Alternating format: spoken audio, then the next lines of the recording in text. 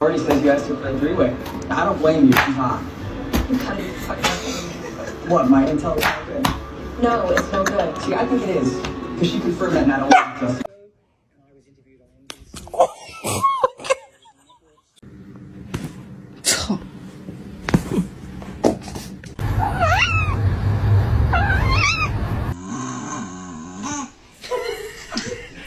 Yeah, I love you.